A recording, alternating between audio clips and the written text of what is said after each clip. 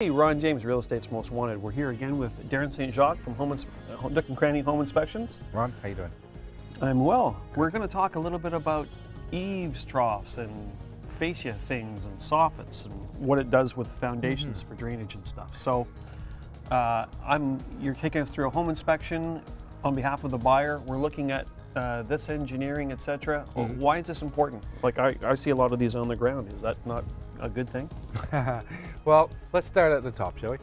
We talked earlier about the roof and the sheathing and the fact that it creates a runoff for the rain and snow, etc. Well, now we have to do something with that water, and that ties in with your gutters that run along the edges of your roof, and it brings it through the downspouts. And we can see the downspouts in this case actually go into an underground drainage. And so this is an underground drainage. This goes right into where? This would go down into the actual drain tile that goes around the house. There would be the drain tile, and that takes it out to the street sewage lines. So you're removing the moisture from the foundation of the house. Very important as the water runs down that it goes underground and gets dispersed. Otherwise, if it sits there pushing against your house, it's going to make its way in. Now, with these block basements, sometimes you see that kind of cracking that's down here. Does that mean I'm going to have water in my basement? Sometimes it does. You know, it depends on how much settlement, it depends on the size of the crack. Very often they're surface cracks. They're nothing to be too concerned with. We go inside. Inspectors very often see this on the outside go in, and it's dry as can be. So now when we're looking at this, we're seeing the all of the earth seems to be on a slope here, right? Does it have to be? What if I had shrubbery down the side of the house here? Well, shrubbery will tend to hold moisture against the house. Not saying that you can't have it there, but you do need a gentle slope away from your foundation, whether it's in the front or the rear sides. You have to let any surface water drain away, and any water that gets down through needs to also be able to spread away from the house. Again, if anything held against the house is going to cause you problems. Okay, so now when we're looking at a full length of eaves trough at the back of the house, right? Can you walk us through what we're looking for and what some general maintenance tips are for both buyer and seller? Absolutely.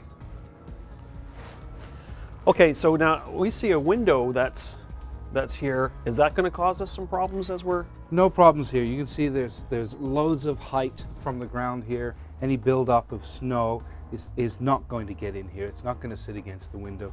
The runoff is going to drift right away. Excellent. Okay, so eaves troughs, some general maintenance tips. What are we looking to do that we can make sure that they stay healthy? Well, first things first, always make sure they're clean. You know, remove any kind of leaf, foliage that ends up in there in the fall. Check them periodically for the granules that run off the roof. They will run off and wear off over time. Check there's no buildup.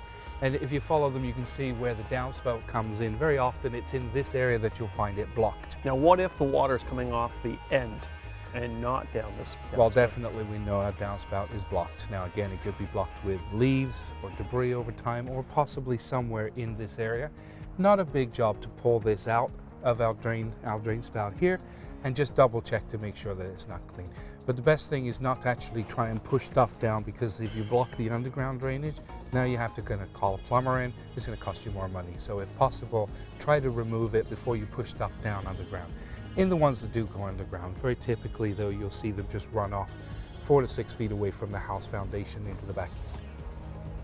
Any final tips, words of wisdom for anybody with the outside of their eaves troughs, fascia, soffits, their drainage? Last thing, and something I see very often is, you know, people that put ladders up against them can have a tendency to crush them and or pull them down.